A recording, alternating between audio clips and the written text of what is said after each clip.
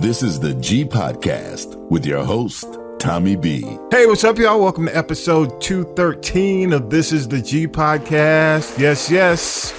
I'm Tommy B, and each week we do news, politics, pop culture, that piping hot tea from the one and only Tonya B. Political analyst Harold Michael Harvey joins us this week to add commentary to the DA Fani Willis hearing with all the fireworks. Woo, what a hearing in Fulton County, and also the over $350 million Trump judgment in New York. We'll talk about it. Vi and Talib are here, the Newsmaker crew. They are in the building. First, let's get into news with Syracuse Mike. News team, assemble!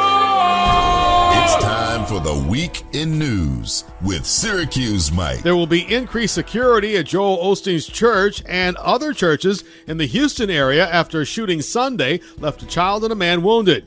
Osteen spoke to the media. We're going to stay strong. We're going to continue to move forward. And there are forces of evil, but the forces that are for us, the forces of God, are stronger than that. So we're going to keep going strong and just, doing what God's called us to do, lift people up and give hope to the world. The female suspect was shot and killed by police. One person is dead, and as many as 22 people were shot Wednesday afternoon, right after the Kansas City Chiefs parade for their Super Bowl win. A Kansas City radio station has identified the person killed as one of their DJs, Lisa Lopez Galvan. The shooting in the city's Union Station. As many as 11 children were among those hurt. All are expected to survive. Kansas City Police Chief Stacey Graves. Officers responded to the area, took 2 people into custody, and also immediately rendered life-sustaining aid to those victims. We now know that 3 armed people were taken into custody. The FBI and ATF are investigating. Mayor Quentin Lucas. We never would have thought that we, along with Chiefs players, along with fans, hundreds of thousands of people, would be forced to run for our safety. No one from the Chiefs organization was hurt. Police are blaming the shooting on a few bad actors, and no terrorism is suspected. It was a tense hearing in Atlanta to determine if Fulton County DA Fani Willis should be removed from the election interference case against former President Trump and several others. This is the truth, Judge. It is a lie. It is a lie. Ms. Willis? Mr. Sena, thank you. We're going to take 5 minutes. This hearing concerns Willis's relationship with Nathan Wade, one of the prosecutors in the case. Trump's co-defendant, Michael Roman, alleges that a secret personal relationship between the Fulton DA and Wade amounted to a conflict of interest and warranted their disqualification. Roman's lawyer maintains that Willis benefited financially from the relationship. When she and Wade took personal trips together, she said, "He tells me how much it is, and I give him the money back." Willis said the relationship ended before the grand jury handed up the indictment against Trump and his co-defendants. A New York judge who found them guilty of intentionally committing financial fraud over the course of a decade has ordered Donald Trump and his company to pay over $350 million in damages. The judge barred the former president and 2 other executives from serving as officers or directors of any corporation or entity in New York for 3 years. His sons Eric and Donald Jr. were banned for 2 years. This is the case brought by New York Attorney General Letitia James. Donald Trump engaged in deceptive business practices and tremendous fraud. Donald Trump falsely, knowingly, inflated his net worth by billions of dollars. Donald Trump says he will appeal. We'll be successful, I think, because, frankly, if we're not successful, New York State is gone. People are moving out of New York State, and because of this, they're going to move out at a much faster rate. Fulton County DA Fani Willis did not testify as planned Friday.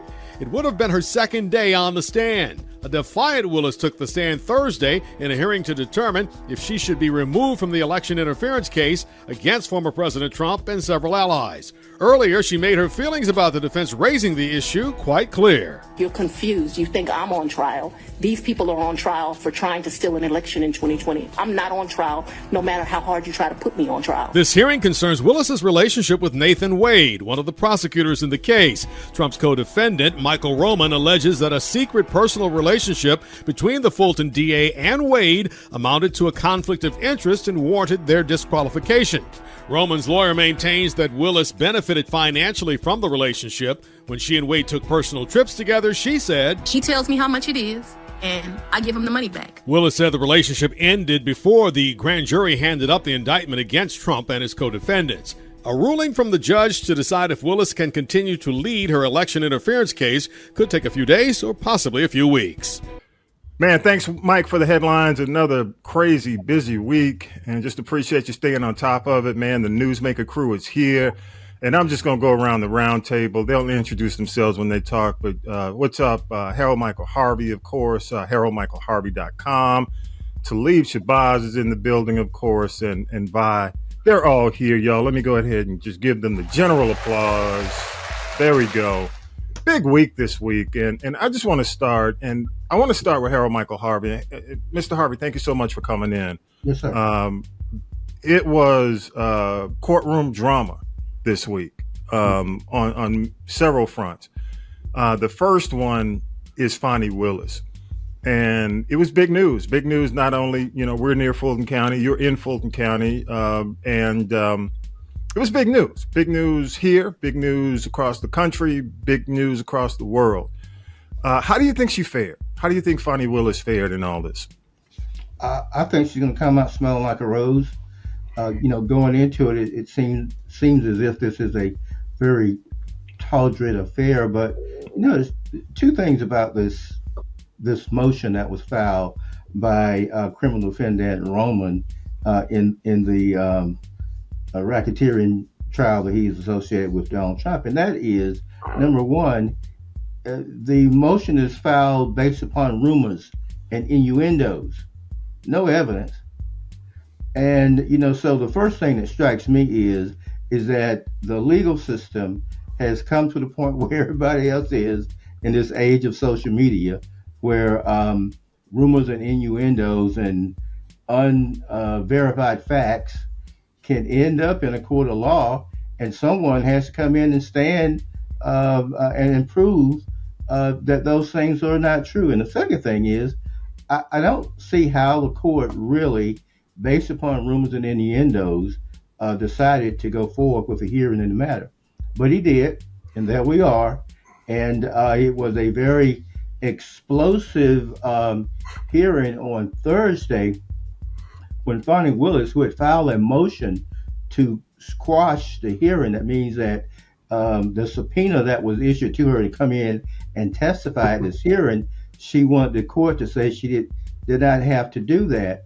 Well, after several witnesses testified, and as the defense attorneys was arguing that Miss Fani Willis ought to come in here and tell us whether or not she had an improper relationship or improper use of taxpayers' funds, Fani Willis stormed into the court and said, "I'm ready to go." And she took the stand. She was very defiant and very right off the bat. She told Becky, attorney, whatever her name is, I call her Becky. Becky's good. Yeah. She told Becky that she held up the pleadings and said, "These are lies." She called Becky a lie right off the bat, and she never relented, and she stayed on the attack. And one thing that I really liked in her testimony is that at one point in time they were trying to make her put down Nathan Wade. And her response, she didn't answer the question. She simply said, "I am not going to emasculate a black man." Yeah. And what this hearing did, it put black culture front and center. Because I think white Americans and other Americans got an opportunity. They think they know us, but they don't, because they don't really try to get to understand us and our culture, because they're always measuring us based upon their culture. But we do have a culture. And you know what? I'm going to stop you there, especially on Friday when they were asked about hiding the money, and the dad said, "I don't mean to be racist, but it's a black thing." We've been putting money in the mattress, you know what I'm saying, in the jar for centuries. Great grandparents did it. Yes. I saw my grandparents do it when I was a kid, 7, 8 years old, growing up. Yeah. And so that's been in our culture for a long time.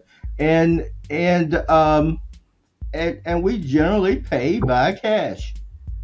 Some of us are coming to the 21st century, and we'll do things with cards, but black people generally carry cash because you never know when somebody's going to go monkey to monkey on you and not accept your credit. And so, my wife always makes sure when I'm getting ready to leave the house, you got any cash on you? Make sure you take some cash with you, just in case you run into something that you can't handle. And I was taught that in the home growing up, to always have cash on you. And apparently, Fani Willis' father raised her the same way. And so the criminal defendants who filed this motion are befuddled because there is no paper trail for them to actually bring into court to document it. So the issue here, I'm just kind of rolling. Can I just? Yeah, but I do want to go to Vine and Talib, but go ahead and wrap with this, and we're gonna come back to you. But go ahead. Right, I was about to get on another tangent. No, let's go ahead and do this then. At this point, Vi, what do you think about what Harold Michael Harvey just said? If anybody had any doubt about her, she really killed it.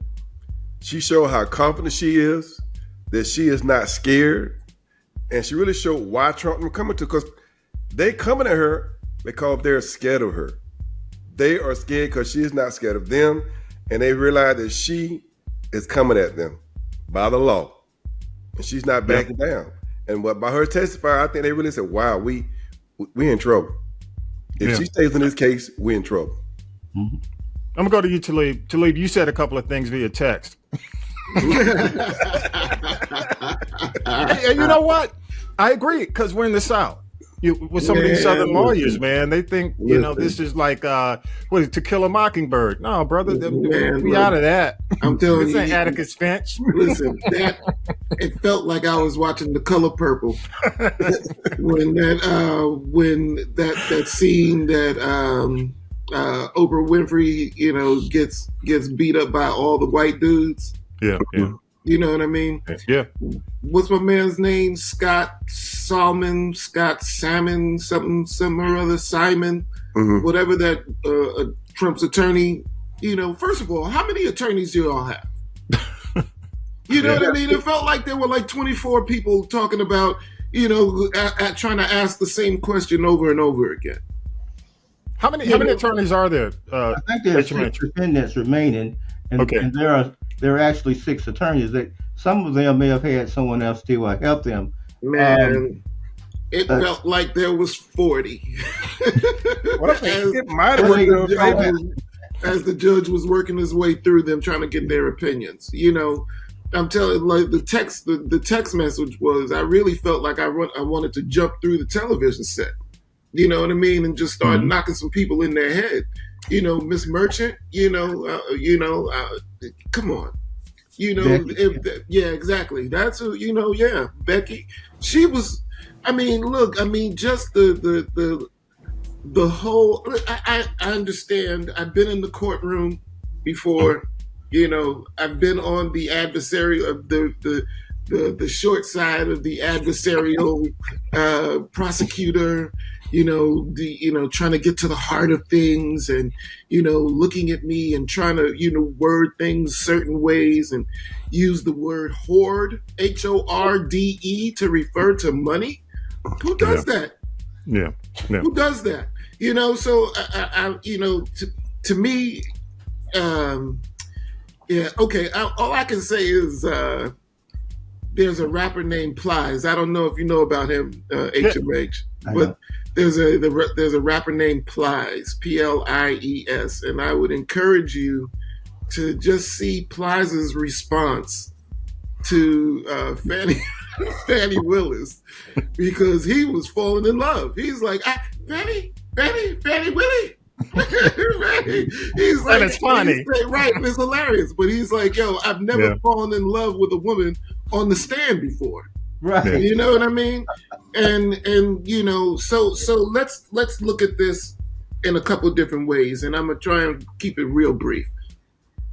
We've already discussed our feelings on how she could have allowed something like this to happen, knowing that she was about to get all, every green laser from snipers possible, and going up against this case. I'm not here to talk about, matters of the heart and how after we spend all this time together, we start feeling each other a little bit or whatever the case might be. I don't think there's anything sinister going on there. So I'm not going to, and I've already addressed it. So that's as far as I'm going to leave that. With what we know to be the case, I know how much people make from contracts with the city, especially when it comes to this legal stuff. Sister Gigi Price, she, as a court reporter, handling all these humongous cases, she was clocking major money because that's what this takes in order to make a case happen. And if this guy had a contract for $750,000, believe that he probably worked about $1.5 million worth of hours. What I mean? For the case, because 5 other people said they didn't want it. And I don't, and I'm not including former Governor Roy Barnes. Exactly. And so for him to be on the stand and say, man, I ain't want no parts of that, bro. Yeah, go ahead and sum it up. I'm gonna let you sum it up there. And I've got one thing. I'm gonna go back to you, HMH, Harold Michael Harvey. One of the other things, man, when you look at the Trump, and I call it the Trump universe, okay, how it treats women, okay, and how women are submissive in terms of the overall plan, okay? They don't know how to handle a black woman who's independent, like Fani, okay? Because most of the women who are in their camp are merely following orders. Even when it's in there, I mean, and you and I have had this conversation, Harold Michael Harvey, about when it's against their interest. We talk about just going back in history to slavery, when you had the slave master and the woman, the white female, would always submit to her husband, no matter how egregious the behavior was to the slave population. So it's amazing because they just don't know how to handle her. Mm-hmm. And that's even going to the next thing we're going to talk about, Tish James up in New York. Mm-hmm. Go ahead on that. Over $300 million. I'm going to let you go ahead and do a quick summary on it, Harold Michael Harvey. That was, and this happened again this week as we tape. I don't think anyone was surprised. I wasn't surprised by the verdict. Were you surprised, Harold Michael Harvey? No, not as the case had unfolded. I wasn't. Clearly the evidence established, that he had inflated his properties in order to, garner loans on those properties, and that his financial wealth was built upon lies that he had told to financial institutions in order to borrow money for them. And he's still doing it. So today, as of yesterday, Donald J. Trump is a criminal. Well, that wasn't a criminal case. He's a financial fraudster. It has been declared that he has defrauded financial institutions in New York. And when you defraud financial institutions in New York, it's the largest financial center in the world. So there goes the world.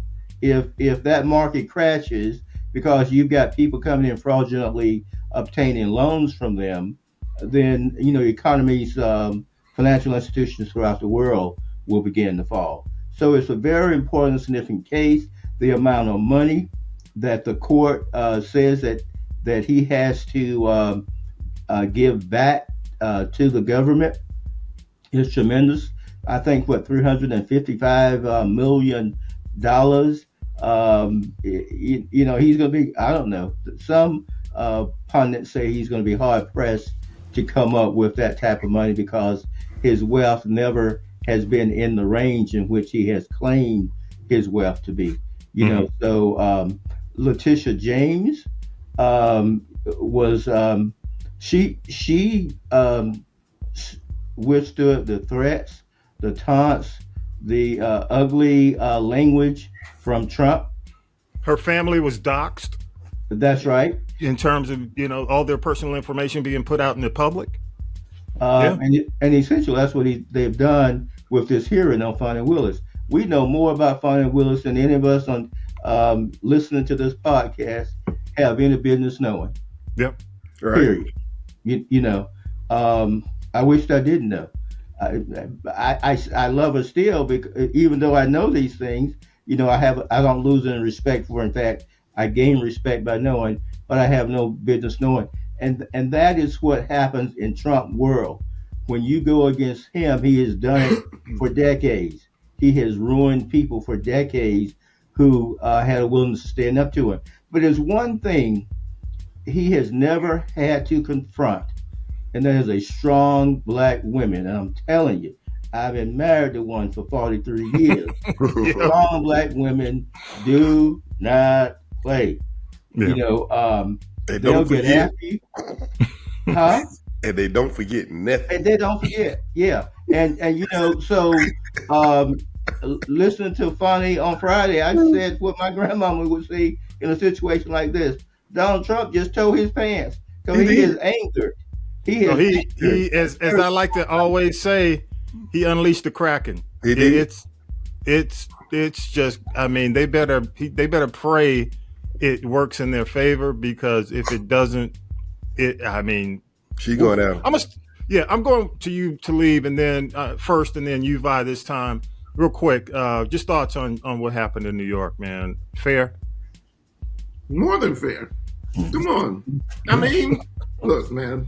I'm just asking. I said, as a former New Yorker, I've been tired of Donald Trump for a long time.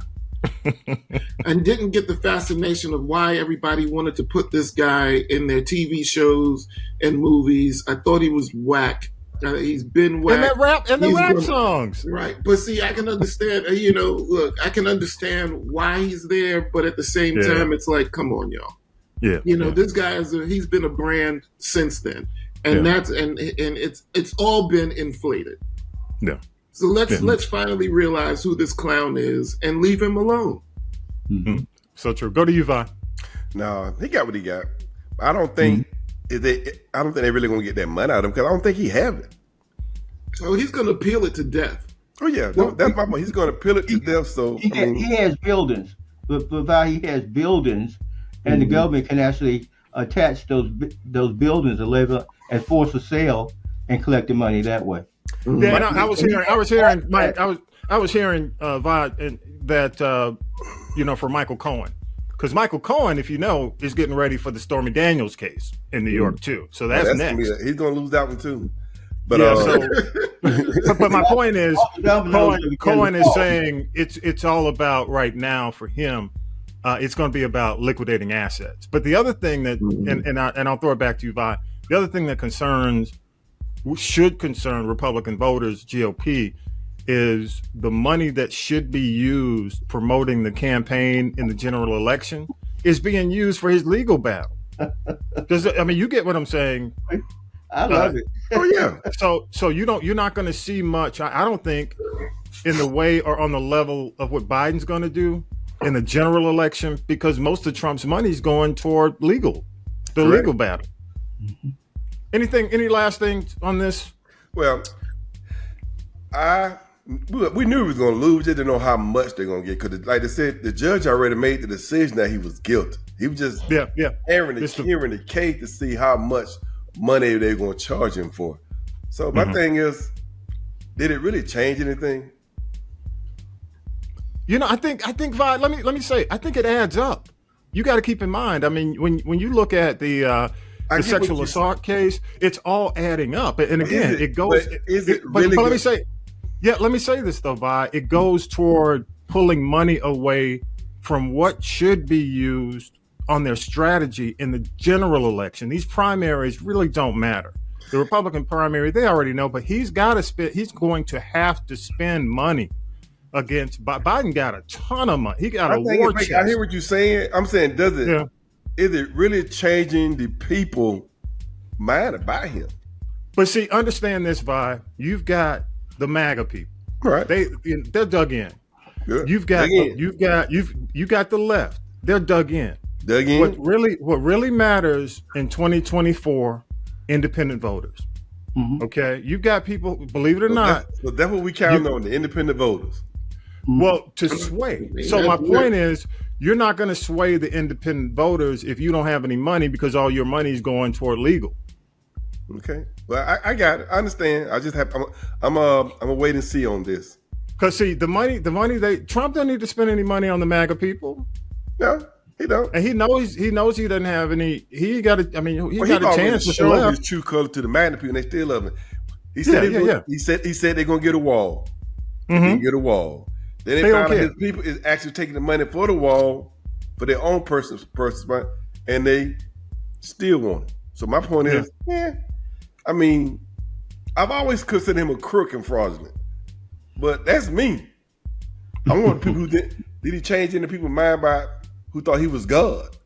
But you think, Vi, you're from, we're like Talib, and I have family from New York. Right. Okay, so we've always talked about why they lifting this guy up, and what cemented it for me was the Central Park Five. When he put that ad out, was it the New York Times? I forgot which newspaper. He put that full page ad out. He lost me completely. So people will ask me, says, why don't you consider him? I said, I'll never consider him. Right.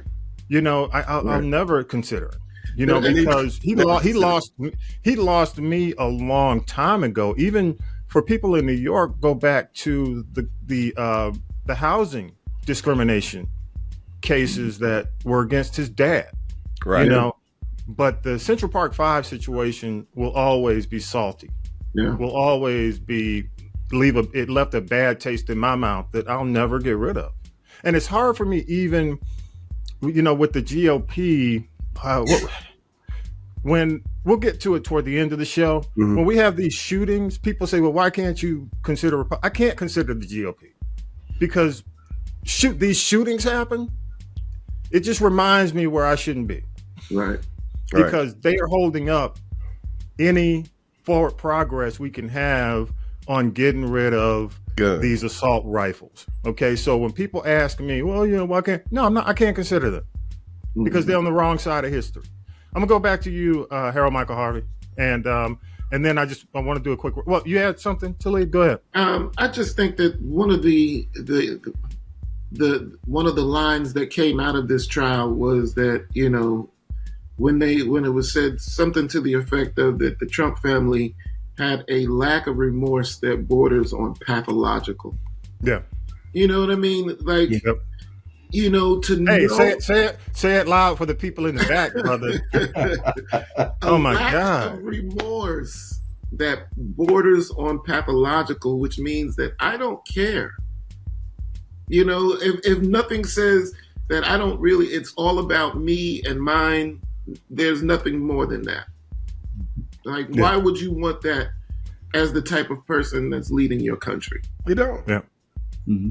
That's what I'm gonna go back to you. Yeah, I'm gonna go back to you, Harold Michael Harvey, and then Vama start with you on the big takeaway for the week. Okay. Harold Michael Harvey, last thing on this. New York. Oh, New York. Just overall. Doesn't matter. What I like to do is sort of parse this motion that was filed against Fani Willis to disqualify her. And so the improper relationship is out the window because you could have a relationship in that situation. So there's the issue of whether or not she received some financial benefit as a result of the contract that Nathan Wade had. And so they brought in two witnesses. So key to establishing that on the side of the defense is, when did the relationship start? They both said the relationship started just prior to the indictment coming out. But the criminal defendants, they brought in a disgruntled employee who was a friend of Fani Willis that Fani met in college when she was in undergraduate school at Howard. And the friend who lived in Maryland went to a school in the DC, another school in that DC, Maryland area. but they partied together on weekends. That's how she met her. Hadn't seen her in over 30 years, and about 7 or 8 years ago, she ran into her in Atlanta, and lo and behold, she becomes district attorney, and she offers a friend a job. The friend was written up several times for poor job performance, and the job performance, according to the district attorney's office, didn't improve. So Fani had to let her go, and the woman hasn't spoken to Fani since. This lady testified that she saw Wade and Willis at a condo that she had sublet to Willis when Willis had to leave her home because of the threats that was made on her life. She says that she saw them hugging, kissing, showing affection to one another in 2019. Willis and Wade said the relationship starts sometimes in 21. And so, but the district attorney's office was able, in my mind, to discredit this woman's testimony because she had an axe to grind. So yeah. I think the judge is going to ultimately determine that her testimony was not credible. The second witness was a law partner, Mr. Bradley, Attorney Bradley, a former law partner of Nathan Wade's, and that law partner had to leave the relationship, the business relationship, because there was some allegation that he had either sexually assaulted an employee of the firm or attempted to sexually assault an employee at the firm at a bar that they had gone to after work hours. And so he has an axe to grind. So the two witnesses that the criminal defendants brought to court to establish that this relationship started before the contract, started before the indictment, were discredited. Yeah. And I kind of think that the judge has to not, I don't see how he can find either one of them as credible witnesses. The disgruntled employee for the district attorney's office didn't give any specifics of where this hugging and kissing took place. At some event, just said that those type of things happened, and that was her observation of that they were in a relationship prior to 21. So I think so that those are the legal issues that the judge will sort of have to wrestle with this coming week after he gets through all the motions that the criminal defendants attorneys, at least the objections that they file for the admission of certain evidence. Good stuff. And we'll definitely stay on top of it and follow up with it next week. All right, y'all, final thoughts, big takeaways, whatever. Start with you, Vi. I'm going to talk about my orange guy. I don't understand how people want this guy can be the president, even though he did not serve the country. It's like he has no respect for anybody who did serve the country. He thinks when you go deployed that you're a fool if you go over there and fight for your country. So if we don't go, who goes? Yeah. He acts like the freedom that he got, he was born with it. It was fought for. And why would you want to make this man the leader of our country? He don't believe in that.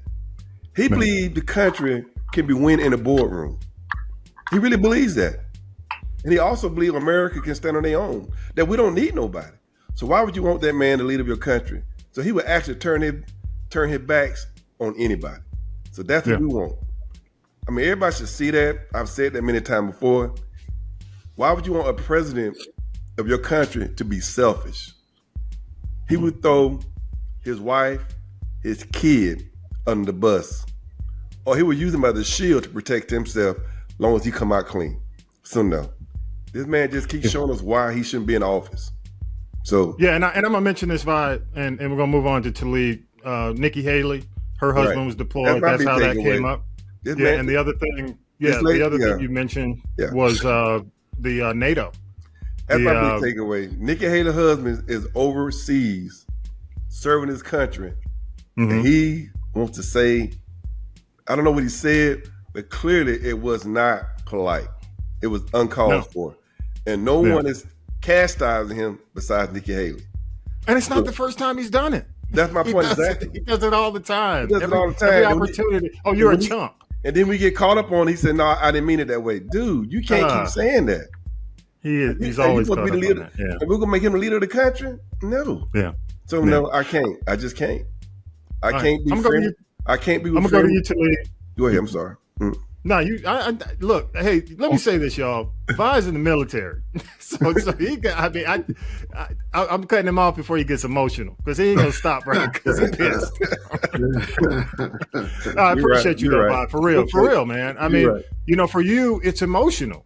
Yeah, because you know, after 20 years serving in the Army and the military, you know what it means. Yeah, but like I tell my kids all the way, freedom ain't free.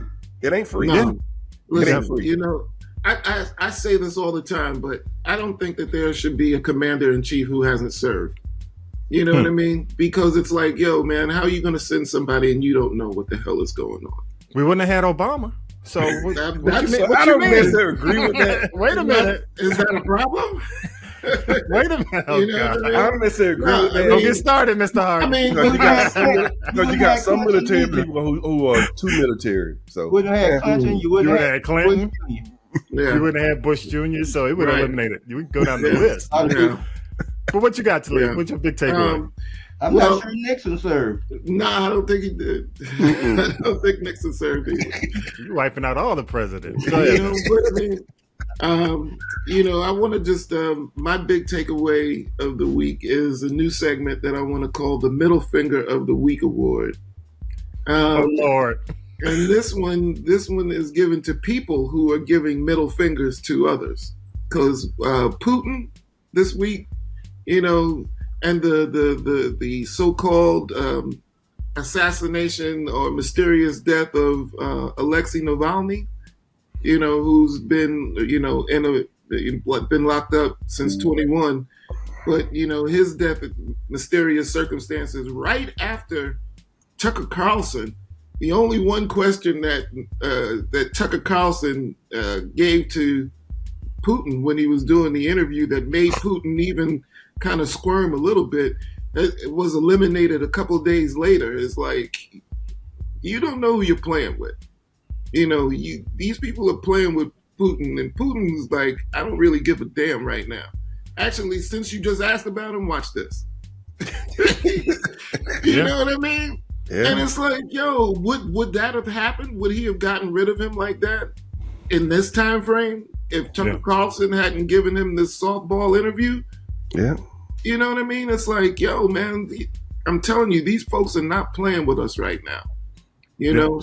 So true. And we have to be more cognizant of this.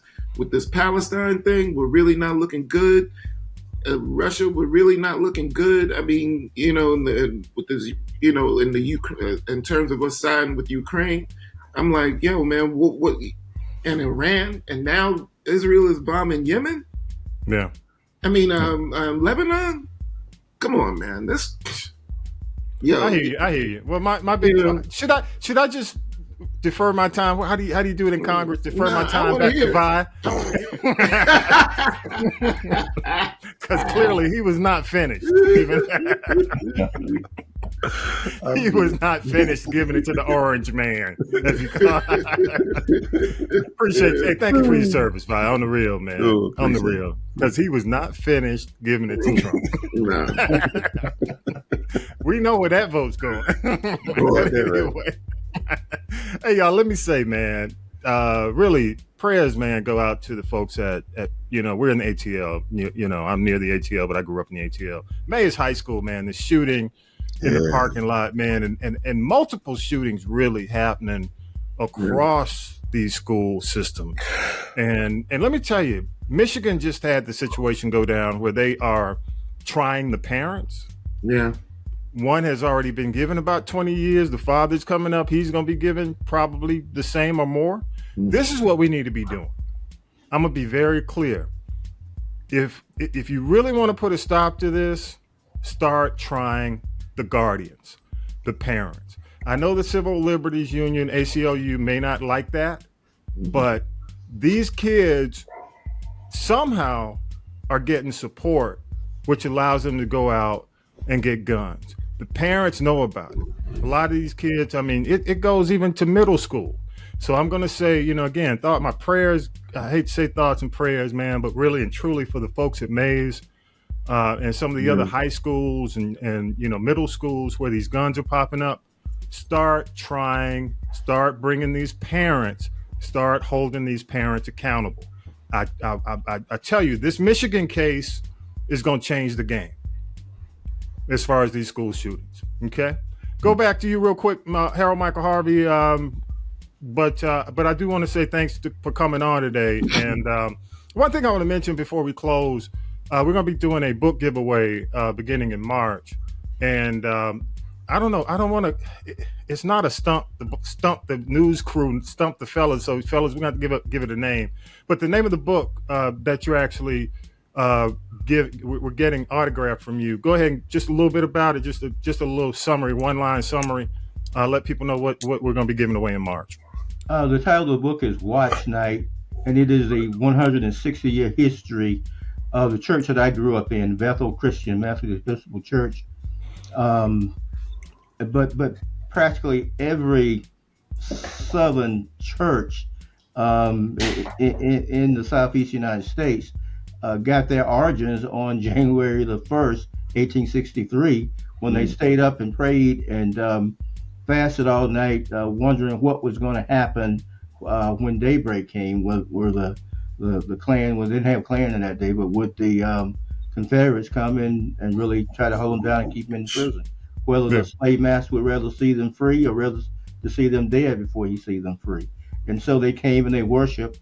And so I follow that trek from the church that I grew up in. But it is a similar story, and you will meet characters that influence my life, and they will be so similar to people who influence your lives too, although we weren't in the same community. So, and it's very historical because we talk about the time period.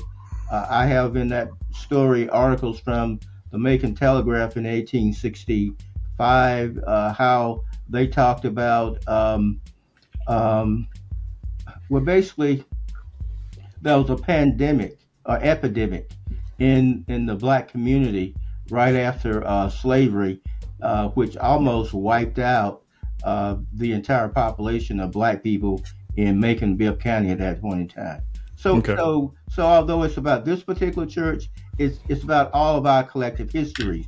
And if you ever read any of my books or vignettes of our collective histories. I may be talking about something that is personal, that has been personal in my life, but it all contains our collective history trying to get from slavery to freedom. Appreciate you though, and we'll start giving those away in March.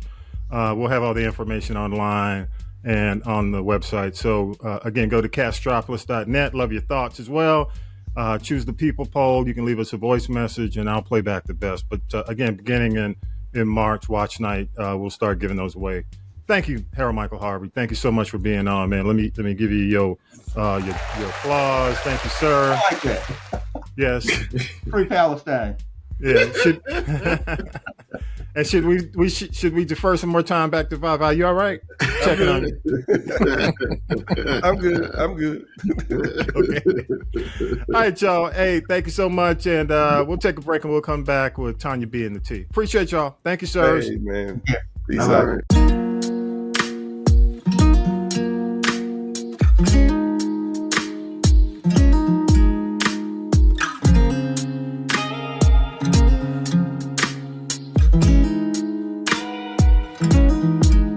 I'm singing blue skies, sunny days. Yeah. Life can get confusing, it feels like a maze.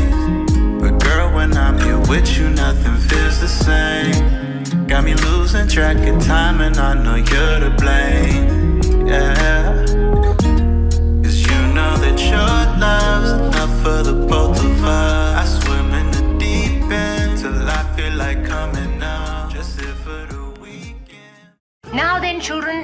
time for tea. It's tea time, y'all. Sipping the tea with Tonya B. Yes, children, it's time for tea. It's your girl Tonya B. So get your cups and spoons ready and get ready. Now, first we have to start at saying rest in peace to Ederline DeBarge. She is the matriarch of all them singing DeBarges and Switch members and Chico and Randy and James and all of them. She had been suffering from dementia for quite a while, so may she rest in peace. Also, want to send our condolences to Snoop Dogg. Now, you know, last month his daughter had a stroke, and a couple of days ago he just lost his brother, so prayers and love and light up to him, and especially to the people of Kansas City, all those people that got shot. We lost our radio colleague, DJ Lisa Lopez Govan. Also, her cousin got shot. It was supposed to be a glorious day, and it ended up being anything but that. And I'm just going to say this and keep it moving, Tommy B. Juveniles should be charged as adults. And again, I ask, where the parents? Okay? Now, inquiring minds want to know, does Travis Kelce have an alcohol problem? Do you know, Tommy B, he was so drunk at that Super Bowl parade he could not even talk, and it's not the first time this has happened. Is he bad for the brand that we know as Taylor Swift? Time will tell. We all know Usher set a Super Bowl record last week. More people watched Usher in the halftime than watched the man land on the moon. Usher got married. His tour is sold out. And he's doing this show about black love. I just got this to say, Usher, you've been married 3 times. How many girlfriends, baby mamas, kids, all of that. And then he's talking about Chili from TLC broke his heart because he proposed to her and she said no. Could it be that he was a serial cheater? Allegedly. We will have to see. Black love. All right, Usher. Everybody knows Beyonce shook the table with this country music, but she has once again made history as the first black female to top a music streaming country music chart. So hey, as Jay-Z said, I tell the truth when I get nervous. Also, you know, I'm still wondering, we got to go vote, Tommy B. 2024 Rock and Roll Hall of Fame. Who you got? Mariah, Mary J. Blige, Tribe Called Quest, Eric B. and Rakim, Kool and the Gang, or Sade? And gotta give Cher 5 on it because she said don't put me in there because if you do, I'm still not going to show up. More trouble for Russell Simmons. A former Def Jam music video producer alleges that he sexually harassed her to the point of depression, anxiety, and almost ruined her career. He has made 0 apologies. He just said he did some thoughtless things back in the day. You think, Russell? Okay. Now, we know Tyler Perry still has this deal with Netflix and BET, but I just want to know, why are you bringing back Medea? Yes, there's turmoil in the world, Tyler, but can you make us laugh another way? Inquiring minds also want to know what happened to Kelly Rowland when she was supposed to co-host the Today Show a couple days ago. Nothing. She gone. They tried to make her dressing room and say, yo, here you go, Kelly. It was a glorified broom closet. She deserves better. And to that she said, but I'm saying, to Kelly starring in Tyler Perry's Mea Culpa. It comes out in a couple of weeks. Now, Tommy B, there's some people we just don't talk about, and I have started the We Tired of Y'all class of 2024. Who's leading? I'm gonna tell you. Monique, Kanye and his titanium teeth, the Michael Jackson estate. Y'all better stop underestimating Mama Catherine Jackson. She from Gary. She gonna buck up and mollywop everybody. We are also tired of Tyrese and his 48-hour breakups with the girlfriend for clickbait, and we are also tired of Larsa Pippen and Marcus Jordan. I'm just saying, but I gotta say this, Tommy B. I know I said we don't talk about Kanye. To see him get kicked out of the Super Bowl for being too close to Taylor Swift and trying to get on camera, 5 on it. That's all I can say. That's all I can say. Now, you know, Billy D. Williams is out here promoting this book he's got coming out. He's 86 years young. It's a grueling tour. Now, he said things like Marlon Brando hit on him. He also said that he was a serial cheater. Do you know Usher? He also said he was involved in some threesomes, and that his last marriage was an open marriage. But what he also talked about was how sparks did fly both times he made movies with Diana Ross. But you know, Barry Gordy was all up in the Kool-Aid, photobombing, all up in the video like, not with my baby mama, although he denied it at the time. I'm just saying. All right, now, Law, I got one more thing. We got to lay somebody else on the altar. Bow Wow. Came out as a little Bow Wow, cute, talented, you know, co-signed by Snoop Dogg. Then he got into all this mess with all these baby mamas and all these kids. And he I hope he can get it back together. I really enjoyed him in that show, CBS Cyber, although it didn't last. But he was not hospitalized for exhaustion and dehydration. He was hooked on that lean, Tommy B. He was hooked on that lean. That's all I got. Don't forget, check us out each and every day on YouTube. Like, subscribe, share, and you can catch the Birdwire right here on Castropolis.net on demand 24/7. Just go to Castropolis.net. Click on the icon, but thank you all for supporting. This is the G Podcast. I'm Tonya B. Thanks to Tonya B, Vi, Talib, author and political analyst Harold Michael Harvey. Thanks to the crew, Millennial Nick, Lady J, Regia, music by K-Dub, all those who help us make it happen every single week. And starting the first episode in March, y'all, the Newsmaker Trivia begins. We need contestants. Go to Castropolis.net to sign up. You'll win an autographed copy of the new book from author Harold Michael Harvey, but you got to get 2 out of 3 right, okay? So the new book is Watch Night. Sign up at Castropolis.net and get the details. Subscribe, turn on notifications for all our new episodes, y'all. And with that, episode 213 is in the can. Have a great week. Peace and power to the people. You've been listening to This is the G Podcast. This is the G Podcast is a production of the Castropolis Podcast Network. Thanks for listening.